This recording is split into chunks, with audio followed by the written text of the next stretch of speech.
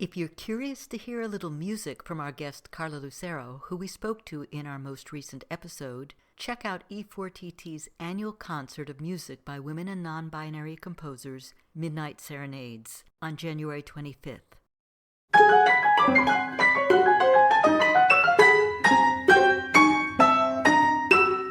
Welcome to For Good Measure, an interview series celebrating diverse composers and other creative artists, sponsored by a grant from the California Arts Council. I'm Nanette McGuinness, Artistic Executive Director of Ensemble for these times. In this week's episode, we continue our Da Capo Conversations, a mini-series where we'll be giving familiar segments a topical twist. Today we revisit Elinor Armour's and Angélica Negrón perspectives on music of theirs that we've played. Here's what Elinor Armour had to say.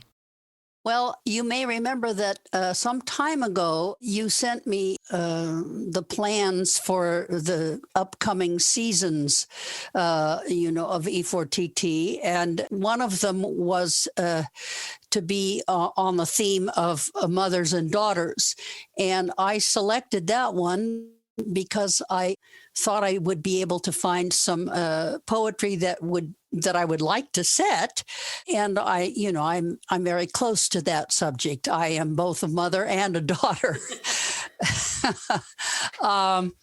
I originally, you may remember, was all wrapped up in the idea of the Persephone myth. You know, you and I went round and round with some poems related to that, and then somehow that got discarded. A lot of the poems were too long and thoroughgoing, and some of them rather frank in their imagery and so on. So I continued looking, and I was in the process of going through my old friend and collaborator Ursula Le Guin's poems, looking for poems to set. I'm making a memorial album of my settings of her poetry. And I remembered coming across the one that she wrote called A Song for My Daughter. And that just hit the spot, totally hit the spot.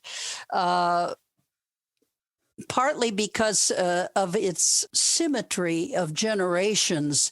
That particular poem, refers to her daughter first as, I believe, mother of my granddaughter or granddaughter of my mother. I can't remember which came first, but there's all kinds of verbal inversion going on there. I actually created little motives to represent daughter, granddaughter, and mother. And they of course, were invertible counterpoint, if you like, if you want to sound very fancy. And those motives worked their way into the piece, which is essentially tonal or modal. It didn't seem to me to call for any experimental harmonic, advanced harmonic, super modern ideas. And I don't think any of Ursula's work has ever been anything more than just sort of naturally tonal or almost tonal for me, and preferred by her. She has in the past mentioned some other settings of her work that she didn't like for this reason or that. And so I always tried to avoid doing those things that she didn't like, from other composers. The poem was meaningful to me because I have known Elizabeth, her daughter, for longer than I knew her. It was actually through Elizabeth that I met Ursula Le Guin. I met her at Elizabeth's wedding.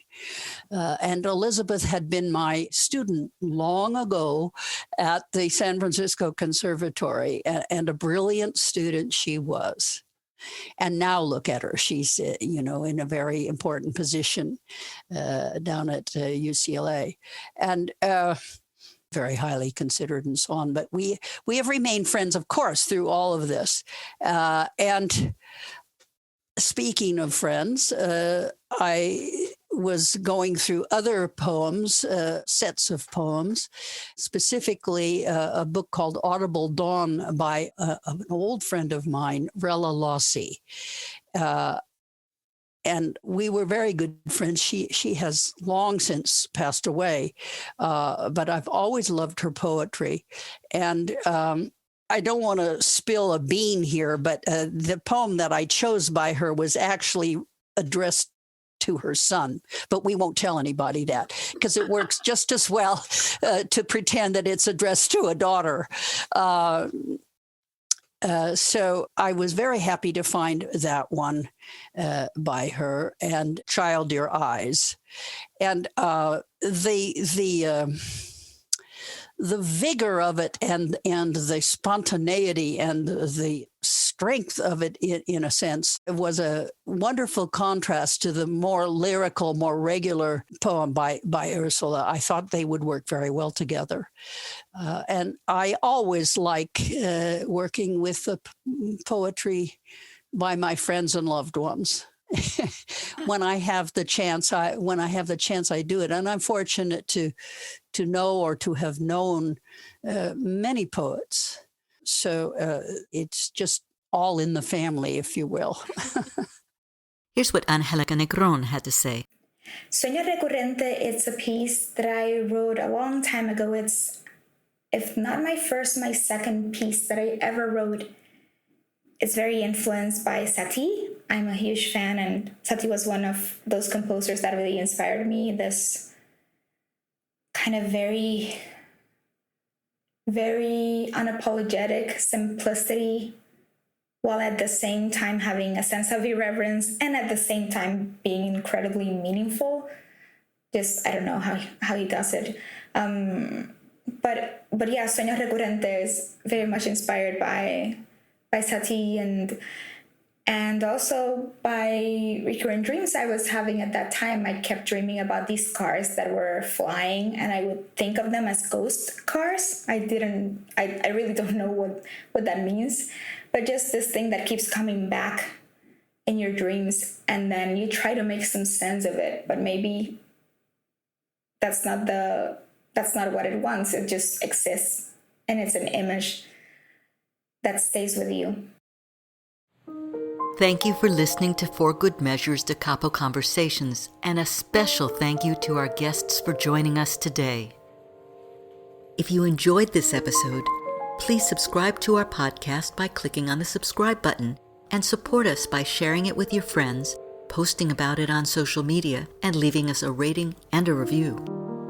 To learn more about E4TT, our concert season online and in the Bay Area, or to make a tax-deductible donation, please visit us at www.e4tt.org.